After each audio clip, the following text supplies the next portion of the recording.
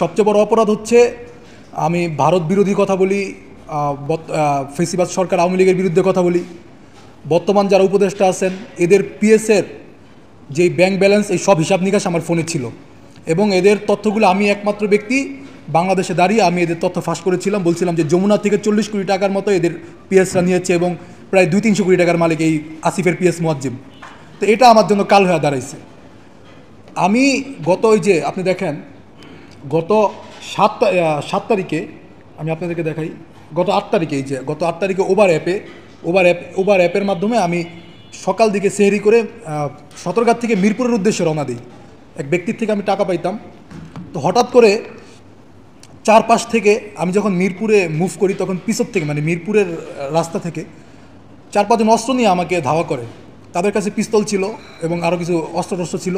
তো আমার যে ওভার ড্রাইভার আমি তাকে বললাম যে ভাই আপনি ভয় পাবেন না, পিছের থেকে তো ডাকাত বলে চিল্লাচ্ছে, আপনি থানার দিকে গাড়ি ঢুকানোর চেষ্টা করেন, আশেপাশে যদি কোনো থানা থাকে। পরে আমাকে উনি বললো যে ঠিক আছে ভাই আমি থানার দিকে মুভ করতেছি। থানার দিকে যখন গাড়ি ঢুকায় পিছের থেকে উনি আমার গাড়ি সামনে থেকে অস্ত্র দিয়ে আটকায়, সেখানে মব সৃষ্টি করে।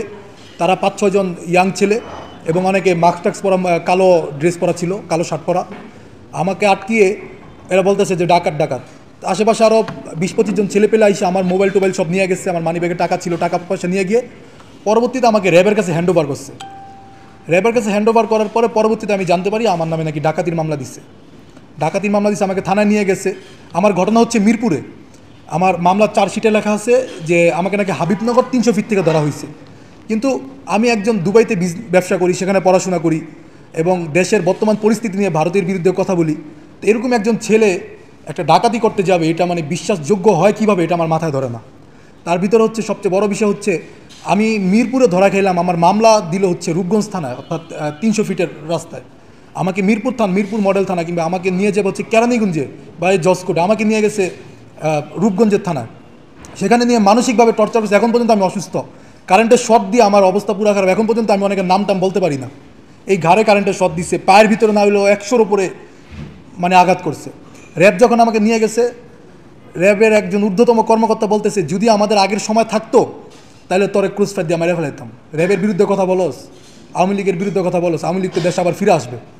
হ্যাঁ, তো এই টাইপের কথাবার্তা বলতেছে। আমাকে যখন থানায় মারে তখন আমাকে বলতেছে যে ভারতের বিরুদ্ধে কথা বলেছে।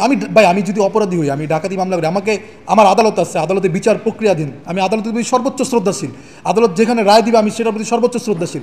সেখানে আদালত আছে, থানায় তো আমাকে মারার কোনো অধিকার রাখে না, কারেন্টের শট দেওয়ার অধিকার রাখে না। র্যাব আমাকে বলতেছে যে আমাদের আগের সময় থাকলে তোকে ক্রস ফায়ার দিয়ে দিতাম। র্যাব যে গত অপকর্ম করছে, হেলিকপ্টার থেকে ছাত্র হত্যা করছে, এই ছোটো ছোটো বাচ্চাদেরকে গুলি করছে, তো র্যাবের বিরুদ্ধে তো এখন পর্যন্ত একটা চার্জশিট দিতে পারলো না, র্যাবের বিরুদ্ধে তো এখন পর্যন্ত কোনো অভিযোগ করতে পারলো না।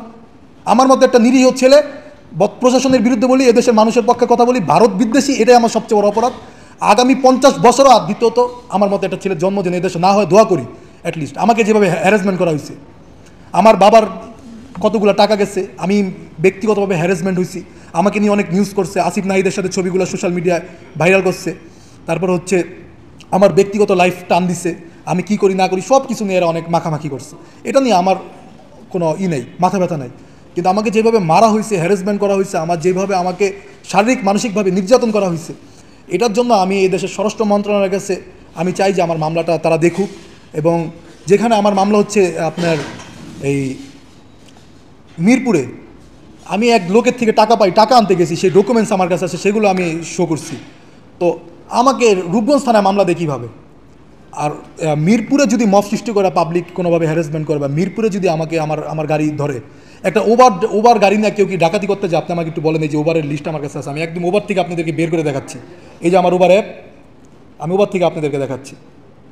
ওভার নিয়ে কি কোনোদিন কেউ ডাকাতি করে? ব্যক্তিগত গাড়ি না মানুষ ডাকাতি করে, নাম্বার প্লেট চেঞ্জ করে। আমার ওভারের গাড়ি নিয়ে কি আমি ডাকাতি করবো? এটা সম্ভব কোনোদিন? অ্যাপে কল দিয়া অ্যাপের ড্রাইভারের সাথে আমি প্ল্যানিং করলাম, ভাই আমি ডাকাতি করতে যাচ্ছি, এই সেই প্রবাসীর মালের ডাকাতি দিছে, যে প্রবাসী বাদী হয়েছে। আমি নিজে একজন, আমি দেখাই, আমি নিজে একজন দুবাই বিজনেস করি, যে আমার হচ্ছে লাইসেন্স দুবাইয়ের, আমি আপনাদের শো করতেছি।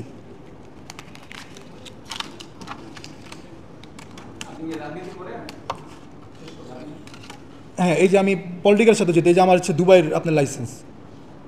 হ্যাঁ, এই যে দেখেন, এই 7/8/2025 পর্যন্ত এটার মেয়াদ আছে। এই যে আপনাদেরকে আমি দেখাই, জুম করে আপনারা নিতে পারেন। পলিটিক্যালভাবে আমি আগে একটা রাজনৈতিক দল করতাম, সেটা এখন বলতে চাচ্ছি না। হ্যাঁ, তো আমি একজন, এই আমার নিজের লাইসেন্স, তো আমি যতটুকু জানি যে এয়ারপোর্ট থেকে একটার বেশি ফোন আনা যায় না, দুইটার বেশি ফোন আনা যায় না। সেখানে নাকি 1,17,000টা মোবাইল ফোন আনছে, সে নাকি দুধের ডিব্বা আনছে অনেকগুলা, এবং এগুলো এয়ারপোর্টে তো অবৈধ, এবং তার কাছে নাকি ট্যাক্স টোকেন আছে।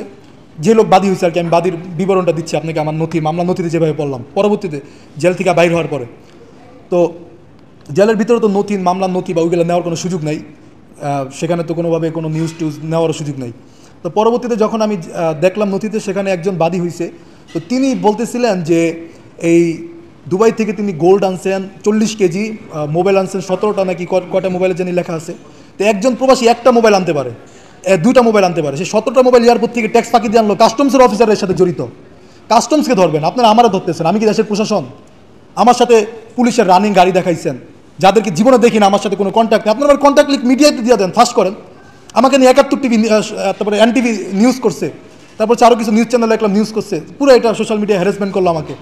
তো আমার বিষয়টা হচ্ছে, আমি যদি প্রবাসীদের কোনো কিছু করে থাকি, কোনো ক্ষতি করে থাকি, পুলিশের গাড়ি আমার সাথে আসলে কই থেকে? আমার চুল ছিল এত বড় বড় চুল, আমাকে দিয়েছে ভুয়া ডিবি। এত বড় বড় চুল, আমি পুলিশের ড্রেস পরে কি ঘুরে বেড়াবো? আমি এত গাদা? পুলিশের রানিং গাড়ি দিছে, পুলিশের যে রানিং গাড়ি যেখানে দিছে, আমার কথা হচ্ছে যে এই গাড়ির আশেপাশে কি আমি ছিলাম? এই যারা এই মামলার আসামি, এদের সাথে কি আমার কোনো সম্পৃক্ততা আছে? এদের কাউকে আমি চিনি? বেচারা আমার ড্রাইভার রহমত আলী নাম, আমার মামলার 5 নম্বর আসামি, এই বেচারাকে শুধু জেল খাটছে 1.5 মাস, শুধু মানে আমাকে ধরছে, ব্যাটারও ধরছে। ব্যাটার পরে আদালতে আপনার ওভারের ডকুমেন্টস দেখা পরে জামিন নিচ্ছে। তো ওভারের একটা গাড়ি, ওভার নিয়ে আমরা যাচ্ছি, আমার ব্যক্তিগত কাজে টাকা উঠানোর জন্য আমি যাচ্ছি, সেখান থেকে এরকম হ্যারাসমেন্ট করে আজকে আমাকে মব সৃষ্টি করে, মানে হ্যারাসমেন্ট করলো আজকে এই দেশে, আমাকে নিয়ে কারেন্টের শট দিল, আমাকে শারীরিক মানসিকভাবে নির্যাতন করলো, আমাকে হ্যারাসমেন্ট করলো। এত কিছু করার পরেও মানে আমার কাছে মনে হয় যে আমার আসলে সুসাইড করা উচিত, মানে অ্যাটলিস্ট মরে যাওয়া উচিত। আর কোনো ছেলে যেন আর ভবিষ্যতে মানে আমার মতো যদি কোনো দিন, যেমন আমার একটা ফোন ছিল, ওই ফোন অনেক তথ্য ছিল, কে কোন জায়গা থেকে কত টাকা পাচার করছে, কে কত টাকা করছে, এগুলো আমার কাছে একটা হিসাব ছিল, ওগুলো এখন বলতে চাই না, আবার একটা ঝামেলা পড়বো। তো ওই ফোনটা আমি এখন পর্যন্ত পাইনি। আমার এই একটা আইফোন আমি থানা থেকে ফেরত পাইছি। আমার আরেকটা ফোন ছিল অ্যান্ড্রয়েড, স্যামসাং A04s, ওই ফোনটা এখন পর্যন্ত আমার থানা থেকে দেয় নাই।